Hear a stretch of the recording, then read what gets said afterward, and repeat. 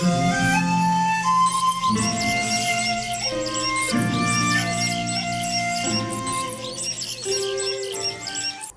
The lord.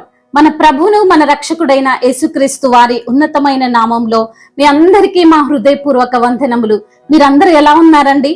అనుదినము దేవుడి యొక్క వాగ్దానము ద్వారా మీరు బలపడుతున్నారని, మీ యొక్క జీవితంలో దేవుడు ఆశ్చర్యమైనటువంటి కార్యాలు, అద్భుత కార్యాలను జరిగిస్తున్నారని మీరు చెప్తున్నటువంటి సాక్ష్యాలను బట్టి మేము ఎంతగానో దేవుణ్ణి స్తుతిస్తున్నాం. మరి ఈ రోజును కూడా దేవుడు ఒక చక్కని వాగ్దానాన్ని మనకు అనుగ్రహించాడు. ఆ యొక్క వాగ్దానాన్ని మనము ధ్యానిద్దాం. మత్తయి సువార్త 28వ అధ్యాయము 20వ వచనాన్ని చదువుకుందాం.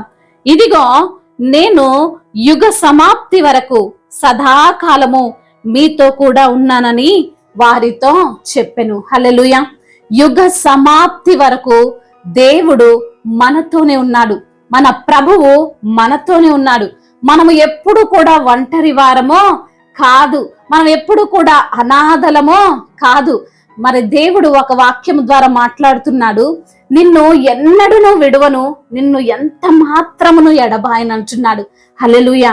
ఈ రోజున నీకు దేవుడు వాగ్దానం చేస్తున్నాడు.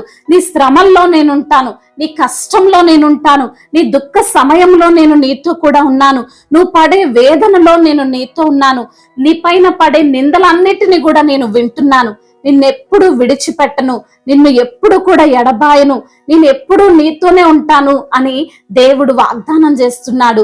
నీకున్న శ్రమలను బట్టి దేవుడు నన్ను విడిచిపోయాడు, నన్ను అందరూ కూడా త్రోసివేశారు, యేసయ్య కూడా నన్ను పట్టించుకోవట్లేదు, నేను దొంగనని, నేను దేవునికి దూరమయ్యానని, ఆయన నన్ను విడిచిపెట్టి వెళ్ళిపోయాడేమో, నా ప్రవర్తన దేవునికి కూడా నచ్చట్లేదేమో, అందరు నన్ను హీనంగా చూస్తున్నారు, కానీ దేవుడు కూడా నన్ను విడిచిపెట్టాడు అని నువ్వు ఈ రోజున బాధపడుతుంటే ఆయన నీతో మాట్లాడుతున్నటువంటి మాట ఏమిటంటే, నేను నిన్ను విడవట్లేదు, నేను నిన్ను ఎడబాయను, నిన్ను అందరూ త్రోసివేసినా, అందరూ నిన్ను ఒంటరి వారిని చేసినా నేను విడిచిపెట్టను. నువ్వు కష్టంలో ఉన్నా, నువ్వు బాధలో ఉన్నా, ఆ బాధను నేను కూడా అనుభవిస్తున్నాను, ఆ బాధలో నేను కూడా నీతోనే ఉన్నాను, కాబట్టి నువ్వు సజీవంగా బ్రతుకుతున్నావు, కాబట్టే నీకు అన్న అప్పుల వారు నీ వెంట పడుతున్నా నీకు ధైర్యాన్ని ఇస్తున్నాను, నువ్వు కృంగిపోతుండగా నిన్ను లేవనెత్తుతున్నాను అని దేవుడు ఈ రోజున నీతో మాట్లాడుతున్నాడు. హల్లెలూయా. నీ భర్త నిన్ను పెట్టే ఇబ్బందులు దేవుడు చూస్తున్నాడు, నీ భార్య నిన్ను పెట్టే ఇబ్బంది దేవుడు చూస్తున్నాడు, నీ పిల్లలు నిన్ను పెట్టే ఆ బాధలు దేవుడు చూస్తున్నాడు, నిన్ను నీ ఇరుగు పొరుగు వారని, నీ తోటి వారు, నీ సహోదరులు అనే మాటలన్నీ కూడా ఆయన చూస్తున్నాడు. ఆయన నిన్ను ఎప్పుడు ఒంటరిని చేయడు, సదాకాలము నీతో ఉంటాడు. ఆయన తోడై ఉన్నప్పుడే మనం అభివృద్ధి చెందుతాం, ఆయన తోడై ఉన్నప్పుడే మనం సజీవముగా జీవించగలం, ఆయన తోడై ఉన్నప్పుడే మనము పడిపోయిన చోట నుండి మనం లేవగలం. దేవుడు మాట్లాడుతున్నాడు. ఆయన నిన్ను విడువలేదు, ఆయన నిన్ను ఎడబాయలేదు, ఆయన ఎల్లప్పుడూ నీతోనే ఉంటానంటున్నాడు. హల్లెలూయా. దానియేలును సింహపు బోనులో వేసినప్పుడు దేవుడు దానియేలుతో పాటే ఉన్నాడు, అందుకే ఆ సింహాల నోళ్లను దేవుడే మూసాడు. హల్లెలూయా. ఆ సింహాల నోళ్లను మూసి తనను సజీవముగా బయటికి వచ్చేటట్లు దేవుడు చేశాడు.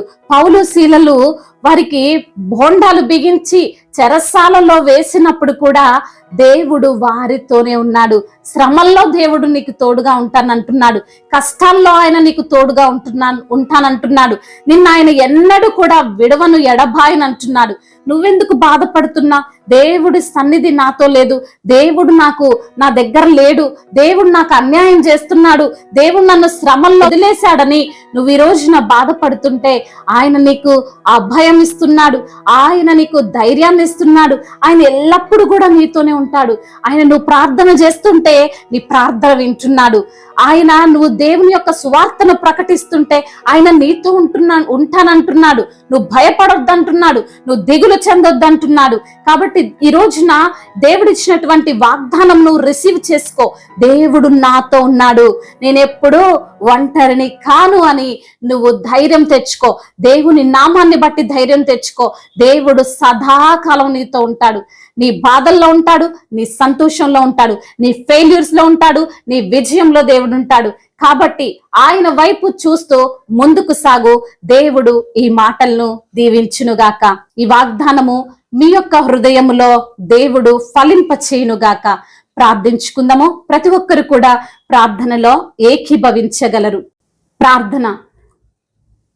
పరిశుద్ధుడా, ప్రేమగల తండ్రి, కృపగలిగిన దేవా, సదాకాలము మాతో ఉండే దేవుడు అని ఈ రోజున వాగ్దానము ద్వారా మమ్మల్ని ధైర్యపరిచారు, బలపరిచారయ్యా. అందును బట్టి స్తోత్రములు. ఎలాంటి సమస్యలున్నా, ఎలాంటి ఇరుకులు ఇబ్బందులున్నా మాకు తోడుగా నీవు ఉంటావని, మా ఓటమిలో, మా యొక్క విజయంలో, మా యొక్క దుఃఖ సమయములో, మా యొక్క కష్టకాలంలో మీరు మాతో ఉంటారని తండ్రి వాగ్దానము చేసి మమ్మల్ని ధైర్యపరిచినందుకు మీకు స్తోత్రములు ప్రభా. ఎందరైతే బిడ్డలు ఈ రోజున వారి యొక్క తండ్రి కష్టాన్ని బట్టి దుఃఖిస్తున్నారో వారి యొక్క దుఃఖమును కొట్టివేయండి. ఆ శ్రమల నుండి, ఆ కష్టాల నుండి వారికి విడుదలను దయచేయండి ప్రభువా. గర్భఫలము లేని బిడ్డల కొరకు ప్రార్థిస్తుండగా వారికి గర్భఫలాన్ని దయచేయండి. అప్పుల ఊబిలో కూరుకుపోయిన ప్రతి బిడ్డను మీరు లేవనెత్తండి. అనారోగ్యముతో అయా మరి తండ్రి ఎందరైతే బలహీనముగా ఉన్నారో వారిని మీరు బలపరచండి. ఆ అనారోగ్యమును కొట్టివేసి సంపూర్ణ ఆరోగ్యమును దయచేయండి తండ్రి.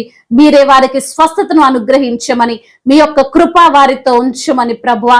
ఈ రోజున ప్రయాణాల్లో ఉన్న ప్రతి బిడ్డకు మీరు తోడుగా ఉండమని, వారు చేస్తున్న ప్రతి ఒక్క పని పాటల్లో అయా మీరే వారికి తోడుగా ఉండి వారిని నడిపించమని, అయా వారు బయటికి వెళ్తుండగా వస్తుండగా మీ యొక్క సన్నిధిని వారితో ఉంచి వారిని నడిపించమని బ్రతిమిలాడుకుంటూ తండ్రి ఇంతవరకు చేసిన ప్రార్థన అంతటిని మీ పాద సన్నిధిన చేర్చుకోమని, మానాథుడు, సర్వశక్తిమంతుడు, సజీవుడు, బలవంతుడైన యేసుక్రీస్తు వారి ఉన్నతమైన నామంలో ఈ ప్రార్థనను అడిగి వేడుకొని పొందుకొని ఉన్నాము మా ప్రియ పరలోకపు తండ్రి.